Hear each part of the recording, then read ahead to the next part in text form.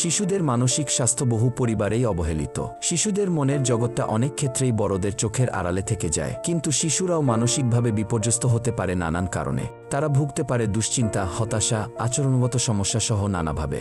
আর এই মানসিক যাতনা শিশুর বিকাশে নেতিবাচক প্রভাব ফেলে।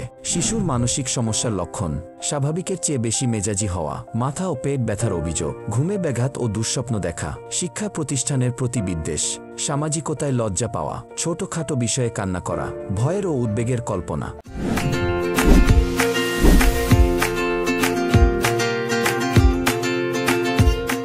কিশোর ও তরুণদের মানসিক সমস্যার লক্ষণ: আগের পছন্দের বিষয়ের ওপর থেকে আগ্রহ হারিয়ে ফেলা, বন্ধু ও সহপাঠীদের সঙ্গে মারামারি, খেলাধুলা বা শরীরচর্চায় অতি আগ্রহ বা অতি অনাগ্রহ, গেমিং বা সামাজিক যোগাযোগ মাধ্যমে বেশি আসক্ত হওয়া, নিজের ক্ষতি হয় এমন কাজ করা, ধূমপান ও নেশাজাতীয় দ্রব্যের ব্যবহার, আত্মহত্যা চেষ্টা। শিশুদের মানসিক সমস্যার কারণ: স্কুলে নানা রকমের বাজে ব্যবহার ও হুমকির মুখোমুখি হওয়া, বাবা মায়ের সঙ্গে সন্তানদের আবেগগত দূরত্ব, সন্তানকে অতিরিক্ত শাসন করা বা অতিরিক্ত আদর করা, অপ্রীতিকর পরিবেশ যেমন বাবা মায়ের মাঝে ডিভোর্স বা নিয়মিত ঝগড়া হয়ে থাকে এমন পরিবেশে শিশুদের থাকা, অস্বাস্থ্যকর খাদ্যাভ্যাস।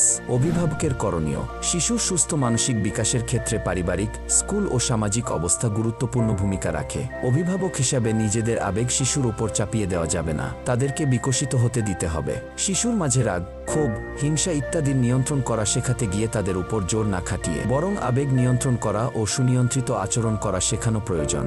অন্য শিশুর সঙ্গে সন্তানের তুলনা করবেন না। আপনি যে তাকে সব দিক থেকে আর ভালো অবস্থানে নিতে চাচ্ছেন এটা তার পক্ষে এই বয়সে বোঝা সম্ভব নয়। শিশু মানসিকভাবে ভেঙে পড়লে তার পাশে থাকুন। তাকে নিশ্চিত করুন যে আপনি সবসময় তার সঙ্গে থাকবেন। তাদেরকে মাঝে মধ্যে ভুল করতে দিন।